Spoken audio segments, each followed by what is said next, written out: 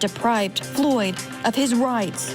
Willfulness is difficult to prove as a high legal standard. An accident, bad judgment, or simple negligence on the officer's part is not enough to support federal charges. So essentially, prosecutors must prove that the officers knew what they were doing was wrong, but they did it anyway. I'd like to welcome now in Dallas, Texas, former DOJ senior attorney and former federal prosecutor Tammy Allison. Tammy, always enjoy having you, but what a perfect time for you to be on because you are so familiar with the federal system and what this case is all about. So tell me, first of all, how you would just translate, and Chanley did a great job breaking down all of the laws that apply in this particular case, but how you would describe the civil charges that these three ex-officers are facing. Yes, thank you so much for having me, Ashley, as always. The way that I would explain it to the viewers is these charges with this specific statute in which they were charged under with a federal civil, which is different than the criminal trial. The civil means that they willfully allowed Derek Chauvin to do what he did, as we know, put his knee in George Floyd's neck for 9 minutes and 29 seconds without doing anything about it. Because they are public servants, police officers, they have a duty to intervene. But as Chanley stated, that burden of proof is going to be beyond a reasonable doubt. And one of those elements is the willfulness. These officers, as we've already heard in the prior trial against Derek Chauvin, where he was found guilty, we heard that those officers were subordinates of Derek Chauvin. So that willfulness is going to be something that's challenging. I know that there's a verdict out, but we don't really know what the verdict is yet. So that's going to be very interesting, especially considering that willfulness that is necessary in order for them to meet that very high standard of beyond a reasonable doubt. In these types of situations, whenever there are officers and there's an excessive use of force, typically what I see is something that is brought under Section 1983 as opposed to this statute, where it's similar, where it's a deprivation of civil rights under the color of law, but it doesn't necessarily have that willfulness standard that is very high to me.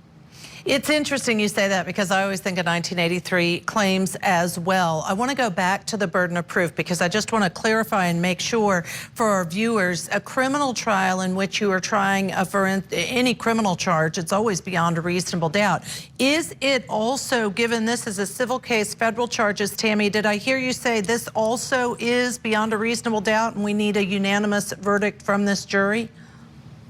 Not necessarily. As we know, during criminal trials, the standard of proof is beyond a reasonable doubt. For this specific case, because it is civil, there are going to be different things that are in place, not necessarily beyond a reasonable doubt, but with a jury, they do have to unanimously agree that that willfulness is necessary. And that's going to depend on the specific jury instructions that the judge provides to the jury. And we know from Chanley that she got her hands on those today and reported out earlier, 40 pages. That's how long those jury instructions were. So knowing that those were 40 pages, knowing that there are three defendants, three of the defendants face the 14th Amendment violation charges, the other two of them face the other charge that has to do with the unreasonable seizure. We know that this is day 21 today. We're on day 2 of deliberations. Having some of those pieces, those numbers, by the numbers, so to speak, are you surprised that at 13 and a half hours, a verdict is in? You know, I'm never surprised with these types of situations. Federal court is a completely different beast than what we see in state court. Federal court is very streamlined, it's organized, it's by the book, and the rules of federal civil procedures are typically followed to a T. So as long as the jury had instructions, they were properly conveyed to them, it shouldn't be of any surprise that the jury has already come out with a verdict and we don't know what it is. But given the fact that the federal system, is so very organized and they really follow those rules of civil procedure, it's not surprising to me. I always say federal court doesn't play because it's more formal. I've tried cases in federal court, and it is a much different environment, to your point. And I agree with you, streamlined, efficient. They just don't play. They're going to get the job done. So we are waiting. We're on verdict watch. While we're waiting, we're going to take a break. You're going to stay with us, Tammy, to continue to talk about this. Verdict watch. As soon as we get this verdict in the killing of George Floyd in the civil case in federal court, remember, there are no cameras allowed, but we'll bring Chanley in as soon as we have that verdict. Have you heard the news? What is Breaking news: in the death of George Floyd, there is a verdict in the civil rights trial against the 3 former officers who were there when Derek Chauvin murdered Floyd. The verdict: guilty on all counts. That's right. The verdict in this case is in guilty on all counts. All 3 defendants, all counts guilty. Civil rights violations in the death of George Floyd. What does that mean? We have the 14th Amendment, and that's against 3 of the defendants, all charges guilty. Then we also have the allegations, or I should say charges. Let me reverse that. 14th Amendment, that was the one with the depriving Floyd without due process of law. Why? Because there was deliberate indifference to the medical needs. They failed to intervene. That was for 2 of the 3 defendants guilty on all counts. Then we have the 4th Amendment right to be free from unreasonable seizure, the failure to intervene for the use of unreasonable force, also guilty. We're going to break all that down with Chanley Painter, convoluted set of laws in terms of which, but guilty on all counts. In the meantime, while we're waiting on Chanley to join us, let's look back at some of the most crucial evidence in this case, the body cam video of Derek Chauvin putting his knee on George Floyd's neck. Take a listen as Thomas Lane and Tutau talk the investigators through this incident. Someone had said something, let's just bring him to the ground because he was continuing to fight. He's struggling with the guy because he's kind of moving a little bit, squirreling around. I can't believe this, man. Mama, I love you. Reese, I love you. You got hobble? Tell my kids I love them. Grabbing it. I'm dead. Mine's in my side, it's listed, it's labeled. It says hobble.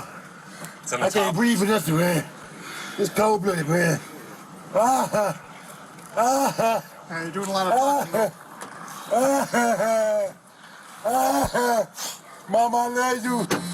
I can't do nothing. Yeah, EMS is on their way. My face is gone. As we put him down,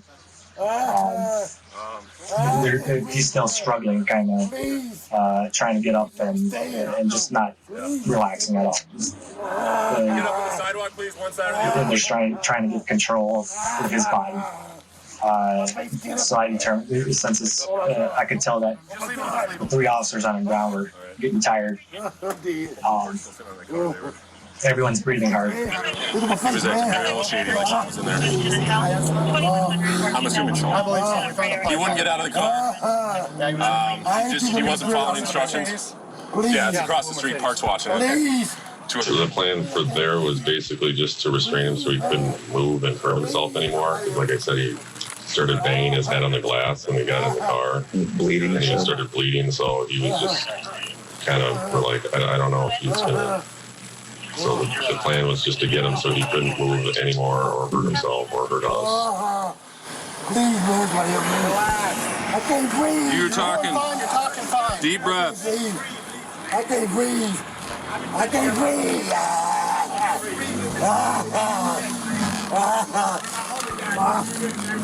My body's just dying this place. Relax. Man, I can't breathe, my face. Just get him.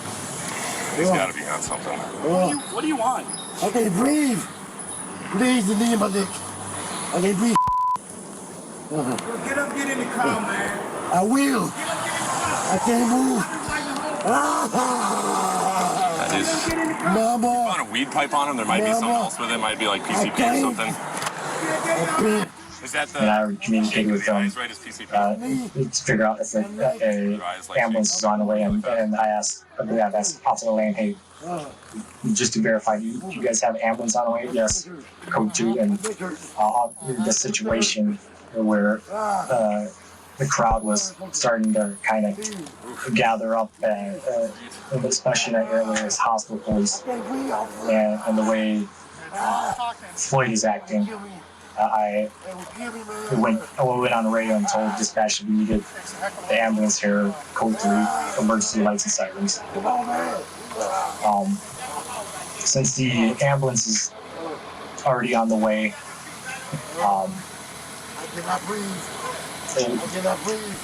we decided to just forego the hobble and just hold for now, since if we were to hobble, and once the ambulance arrived, we would have to undo it again to put him onto the stretcher. He is human, bro. He's talking, so he's fine. Okay. We tried that for 10 minutes. That's some y'all know that. You don't gotta sit there with your knee on his neck, bro. He's talking, he's fine. Bro, he ain't. Okay. All right, we're done. You circling. Okay, we're like done. in a jiu-jitsu move, We're done. bro. You try We're done. this breathing right there, bro. Okay.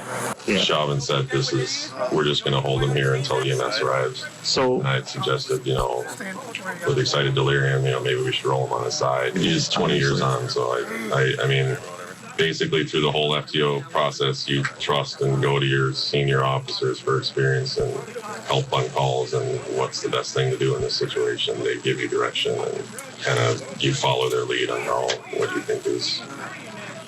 as a waiting for ambulance, I take a position kind of as a human traffic cone, blade it off a bit. Is just so oncoming traffic northbound in Chicago kind of see me, so the vehicle doesn't hit my partners on Floyd because they're low to the ground. So I wanted to get myself off the traffic, offset myself off the traffic a little bit, and also be able to be in view of the growing crowd. He was actively fighting us initially, and then he just kind of was talking for a while, and he saying stuff that he couldn't breathe and that his back hurt. I decided that to forego traffic and put myself in between the crowd and the officers and turned off looking at just spending majority of my attention looking at the crowd, make sure they don't charge us or bull rush us, as the officers on the ground are We need you defenseless. to keep them distant. He's not responsive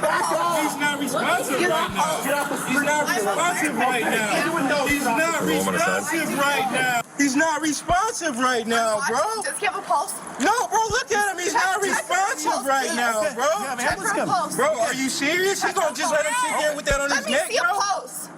Is he breathing right now? Check his How long pulse. will we have this conversation? Check his pulse. Okay. I'm just on him. 3 minutes off him. What are you doing? Bro, 3 minutes, bro. He's not moving. Why dying? Still on him. No, see that he's not. Bro, he's not even moving. Get off his neck, bro. Like, Get off of his neck. Still on him, bro. Yes, Get back on the street. Are you serious? Get back on the street. Get back on the street. Get back on the street. Take off that belt. Okay. They came onto the street, so and I had to tell them several times to get back on the street. And at one point, one of the he goes to kid or something, came on the street, and then I tell him to back off, and he ends up pushing me. I'm kind of pushing him back on the street, pushing him back. The sidewalk, and he ends up pushing me. So that to me, that's kind of escalating the act. The majority of my attention is focused on traffic. I'm not always looking down at what they're doing. I'm trusting them to do what they're doing. All right, still with us, Tammy Allison, former DOJ senior attorney and former federal prosecutor. Perfect to have on for this discussion. We've just heard guilty on all counts, all 5 counts, 3 defendants. What do you think? I think that the verdict is appropriate for what happened. What happened is very unfortunate. We've seen the videos, and no matter how many times we see the video and we hear George Floyd pleading for his life, telling these officers that he can't breathe, begging for his mother, it's still heartbreaking each and every time. So I think that this sends a message to all law enforcement and even to these civilians that try to act like law enforcement, to stay in their lane and stay in their place and stop violating individuals' civil rights. This was something that was very egregious, something that did have a lot of publicity. But because of the publicity and because people are seeing not only the guilty verdict in the criminal trial against Derek Chauvin, but also the guilty verdict in terms of the civil rights violations against George Floyd by those 3 officers, it sends a very strong message. And I do think it's the message that we need when we talk about the need for criminal justice reform, and it's a step in the right direction. And this means that this jury did find factually what we were discussing earlier is willfulness. It necessarily, by handing down guilty verdicts, it necessarily found that there was a deliberate indifference to serious medical needs of George Floyd, and that it was willful. That right there says it all, I think, Tammy, in terms of this jury was well convinced by the evidence that they acted intentionally. Yes, Ashley, and that is what we heard from the witnesses during the criminal trial of Derek Chauvin.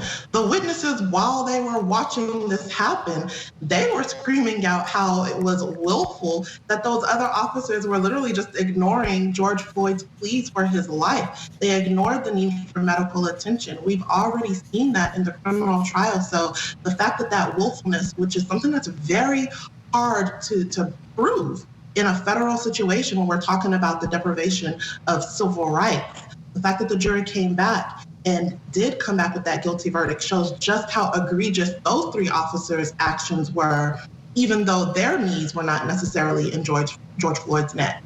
And we're going to take a break while we can, because big news coming up. We will have a live update from our own Chanley Painter, who's there live, and a press conference from the U.S. Attorney's Office. We'll bring that to you here on Court TV. How's she doing? The verdict is in, guilty on all counts. Now we want to go live to Minneapolis, where Court TV's Chanley Painter is outside the courthouse. You've been covering this live. I know you were in that courtroom. Chanley, what's the latest? Hey, Ashley, that's right. I just left the courtroom. I still have my credentials on from being in there. Only a limited number of poll reporters actually inside the courtroom for the reading of this verdict. First, what I noticed, the entrance of all 3 defendants, Alexander King, Thomas Lane, and Tutau. They walked in quite confidently. There was a family member of Tutau sitting in the gallery, and there was a family member of George Floyd, his aunt, sitting on the prosecution's side. And then when the jury entered, they looked a little exhausted and a little worn, and almost immediately I could see some emotion building on some of these jurors' faces even before the reading of the verdict. The foreperson seemed to be a woman in her 30s or 40s. She handed over the verdict forms, and of course each defendant was announced Tutau, guilty on all counts, and then Alexander King, guilty on all counts, and then Thomas Lane. But I have to say, in this courtroom, in this federal courtroom, the defendants didn't have to stand up as the verdict was being read, and that's different from what we see a lot of times on Court TV, where the defendants have to stand before the court to hear the reading of the verdict. But what I did notice is Thomas Lane's reaction as first Tutau's verdict was read, and then Alexander King's verdicts were read. He knew what was coming, and then he was the only defendant to react to his verdict. He shook his head like, I knew this was coming. He dropped something on the table. It made kind of a loud ringing noise at the time the guilty was read. But his attorney, Earl Gray, reacted emotionally, very unhappy, shifted in his seat, made his disdain known to everyone in the courtroom at that guilty verdict. And then, of course, the jury, they were wiping tears. I counted at least 3 female jurors wiping tears away. And as the jury was polled after the verdict, one of the jurors could barely say the word yes, that this was her verdict that she rendered, because she was crying so much. It was just a lot of emotion inside this courtroom. And the judge did not set a sentencing date just yet. He did actually say that a pre-sentencing investigation would be held, that within the week these 3 former officers would meet with a probation officer, start that process, and then they would go from there, Ashley. So we're going to stay with the jury. I want to talk more about that. But before I do that, the color of the courtroom, how did the individuals in the gallery act or react? We know, especially federal court, they're not supposed to react. But did you notice any reactions? I did. So the aunt of George Floyd in the gallery of the courtroom, and there seemed to be also like a victim assistance coordinator of the prosecutor's office sitting there with her. And as the guilty verdicts were being read, I noticed them nodding their head up and down, like in agreement with the guilty verdicts as they were read before the court. Other than that, no other reaction. There wasn't really anybody but a couple of other members of the media, and then it looked like some staff from the federal prosecutor's office on that side, and of course security and bailiffs. There was one family member on the side for Tou Thao. No reaction from her, and of course the only reaction from the defendants was from Thomas Lane. Sure, and Chanley, what an emotional to hear all the details of what you've just witnessed in this courtroom and the tears from jurors. We don't always see that, even in murder cases, but they also just went through really the trauma of listening to all of this evidence, to seeing the videos, all of this. And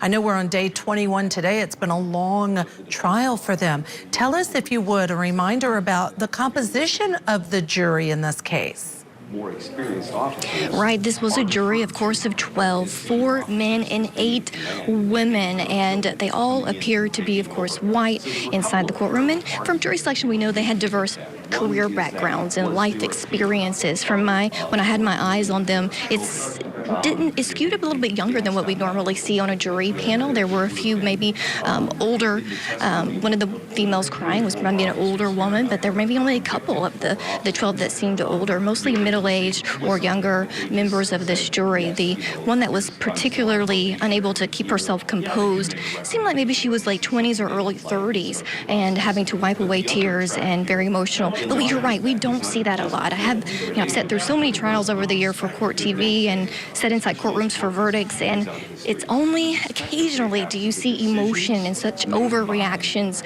from members of a jury. And this jury worked, almost 14 hours deliberating the fate of all 3 of these defendants, and they had to sit through some really graphic videos over and over again throughout this trial. They had all of that evidence back there with them in that deliberation room, and it seemed like they really took their time, maybe even watched more of that. And it's a lot for just a regular lay person to come in, take on a case like this, and have someone's fate in your hands. Absolutely, and the emotional aspect of the videos just in and of themselves. And we know that Derek Chauvin, the one who had his knee on the neck of George Floyd, has been convicted in state court. He's a murderer. He's been convicted of murder. So here they're watching a murder.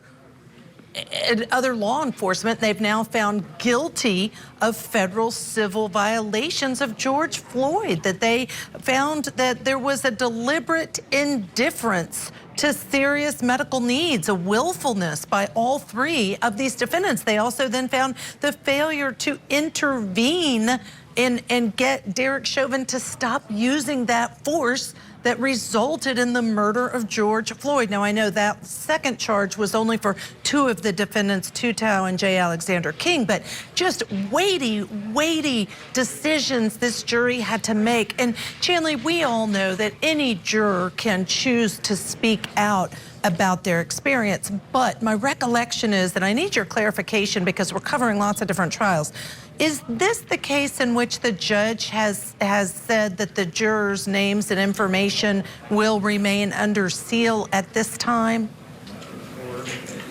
Right, the judge did order yesterday that the names of the jurors would be placed under seal for 10 years. He did that out of the interest of justice here, and for practicality reasons. He did say that he had talked to these jurors about their anonymity, that they'd be protected from being known, and they wouldn't have that concern with them as they considered the evidence and rendered these verdicts. So that was a development yesterday. And then 10 years from now, if someone does want to file to have the names of these jurors. The order that he did file yesterday said it would be a case-by-case basis. Even then, it wouldn't just be a public release. It would have to be something that a person or media outlet would have to take extra steps to even have those names. But that is important for this judge, and it seemed that he wrote a 3-page order on it explaining why he wanted these jurors to be protected. And after hearing how emotional some of them were, in tears on 3 of them, and one not able to keep her composure really easily,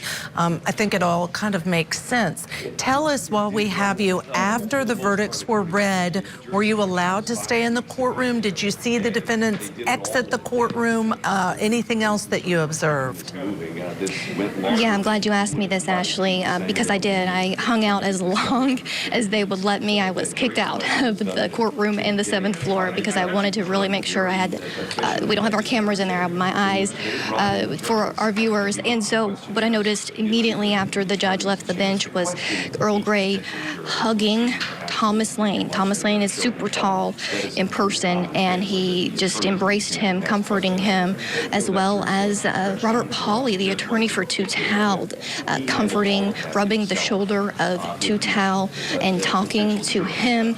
I didn't really see anything over from J. Alexander King throughout the process. He did talk to his attorney a few times, but embracing it between Thomas Plunkett and J. Alexander King. But you could really tell that this was something that was weighing on Thomas Lane. Even when Earl Grey left the courtroom, he said, "Are you going to go this way or that way?" He's, meet up with you later. It's like they were still trying to process what they just heard. Yeah, absolutely. Guilty on all counts. Chanley, I always value not only your expertise, but your great attention to detail. I know that you are going to stay with us. We are expecting a press conference from the U.S. Attorney's Office. So while we have an opportunity, we're going to squeeze in our break so that we'll be able to go there when we come back on the other side. Tonight at closing argument. Welcome back to Court TV Live. We are continuing our live coverage of the verdict, the breaking news. Significant for all of our rights in the verdict today. Guilty on all charges. The 3 officers who were there with Derek Chauvin, who's already been convicted in a state court of the murder of George Floyd. This trial was in federal court about the civil rights of George Floyd. And we're showing there the U.S. Attorney's Office is going to be speaking. That is a view of what we see as we wait for them to begin. As soon as they begin speaking, it looks like that's just a test. As soon as they begin speaking, we're certainly going to cut in and take you to that conference live. In the meantime, still with me, I have Tammy Allison. Tammy, one of the things I really want to talk to you about is why this guilty verdict on all charges of all 3 officers is so significant for all of us and our civil rights moving forward. What are your thoughts? Ashley, this is so significant because this statute, as we stated earlier, that willfulness, that is something that is a very high burden to meet. We talked about, what the burden of proof is. And just to be clear, under this statute, 18 U.S.C. 242, the standard of proof is beyond a reasonable doubt because it makes it a crime for someone working as a public servant, like an officer, to willfully stand by and not do anything. And we talked about how we typically see civil rights violations brought under 18 U.S.C. 1983 that does not necessarily make that violation of civil rights a crime. So what it is and what it's showing is when we see that excessive use of force, typically we see the 1983 being brought forward as a civil rights violation. But this makes it a crime. And these officers being found guilty by a jury, that means that they are subjected to some time in federal prison, and under the United States sentencing guidelines, they can serve, at minimum 10 years up to life based off of this guilty verdict. We'll just have to wait and see, as you know, with federal cases, their criminal history category and the base level offense is what determines what their sentence is going to be under a guidelines range. So what this means is that I believe every law enforcement officer across the country, not only seeing Derek Chauvin's guilty plea, but this guilty verdict here, they're going to think twice before they are using excessive use of force. And Tammy, that was one of the points that I'm so glad you've mentioned. As a former judge, one of the things we know about convictions, sentences, is not only to punish the person convicted, but also to deter. And so I think we know this is going to raise the bar, because what does it mean? It means there will be punishment if there is a willfulness in not providing medical care, in ignoring and failing to intervene. If you are law enforcement and you do any of those things, and all that can do is make it a better system for all of us, because all of us want those rights, our civil rights, to be honored and valued if we are in a situation like this. And the only way that can happen is when there is a conviction, for it to move us forward to prevent this from happening in the future. Our greatest hope that this will help prevent it moving forward in the future. I'm going to take a look at my screen. We're still setting up for the U.S. Attorney's Office press conference in this case. Were you surprised to hear, and I know, again, your former federal prosecutor experience, the emotional, really, aspect of the jurors? Chanley described at least 3 wiping away tears, one of them a harder time getting her composure. That's not typical. Yeah, I actually was surprised when Chanley shared that, because like we stated earlier, federal court is so rigid, it's so by the book. And typically, you know, we don't see emotions. But I guess after this guilty verdict, and just like we stated earlier, seeing that footage of Derek Chauvin's knee in George Floyd's neck for 9 minutes and 29 seconds, that does something. It humanizes George Floyd, and it shows that the jury was taking that into consideration when they deliberated and came back with that guilty verdict. And it's something that's emotional. I think all of us, it doesn't matter what your political background is, what your race is, religious background, we can all sympathize and empathize with the human element and aspect of this. This is what reform looks like, and hopefully we can start to see less of these types of situations. Absolutely, yeah, absolutely. And it gives us the opportunity, while we're waiting for the U.S. Attorney's Office to begin this press conference, we want to take a look back at where it all began, Cub Foods, and what the establishment is now like. Let's listen. It's been nearly 2 years since the death of George Floyd here at the corner of 38th and Chicago in South Minneapolis. I can breathe. Viral cell phone video of Floyd's final moments in police custody triggered violent unrest and protest against police brutality and racism. Almost immediately, the neighborhood surrounding the incident evolved into an autonomous zone. Streets were blocked with huge concrete barriers and patrolled by residents and activists, preserving a growing and expansive memorial known as George Floyd Square. How you doing? Oh, great, man. At the center of it all, Cup Foods, the corner store where employees called police to report Floyd's use of a fake $20 bill. Owner Mahmoud Abumayale says it's been a rough couple of years. We've been in the community for a long time, serving our community. A lot of our regular customers just stopped coming because of the crime and the danger. And some customers never return. This community on edge wouldn't have to wait long for the wheels of justice to turn. In April 2021, Derek Chauvin, the former officer who pressed his knee to Floyd's neck for 9.5 minutes, was convicted on murder and manslaughter charges. Now, nearly a year after that historic verdict, and as the other 3 officers are facing accountability in court, the site of George Floyd's death is still enshrined as hallowed ground, protected by these concrete barriers. But now the streets are back open for this very busy intersection that is still able to preserve the many sculptures and memorials. This is part of my healing process, because of watching the George Floyd being murdered right on the corner of 30th in Chicago. Every morning on my way to work, this is my routine route. This is where I get my therapist from every morning. All right. right, Tammy. You know, I was just speaking with my producer, Eric Goldson, in my ear, and one of the things we were just talking about is that how does it make you feel as a person? And I'm just going to tell you, for me personally, watching this, it gives me hope. It gives me hope. I believe in our jury system. I've always said that. I stand by that as a former judge. They have the facts before them to make the decision. They have the law before them to make the decision. It gives me hope that these types of things that we continue to see, videos of, that people take on their phones as they're seeing injustices, that it gives me hope. I would love to know, how do you feel, not as an attorney watching this, but as a person with this verdict? Yes, Ashley, as a person, as a mother of a Black son, you know, as a wife of a Black husband, it gives me hope as well. And it gives me hope that, you know, I always state that there's inherent bias in the policies and the procedures. I loved my experience at the Department of Justice, but as a person, I also experienced, you know, microaggressions. And these are things that we all experience. No matter what your racial background is, we are all going through something, very much something, okay? And what this verdict does, it shows that anyone can find relief in the form of justice.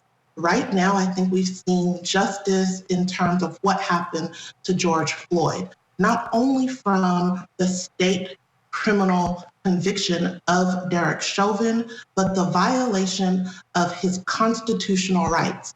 Every single American, every single viewer that's watching has constitutional rights that are to be protected. That is what this country stands behind, and that's why we are all proud to be American citizens. And what this shows is that it is going to be taken seriously if something happens to you, your family member, your children, your friends, and your neighbors. It's not going to be ignored. It's not going to be swept under the rug.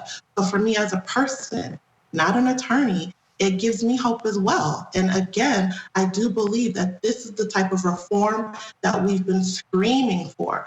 This is what the uproar was for in the summer of 2020, following this very tragic murder. And I hope to see more individuals held accountable for these types of egregious offenses. And I really appreciate that you put it in terms of our constitutional rights that apply to every one of us. And if anyone's trying to figure out, okay, how can I feel that, or how can it make me feel?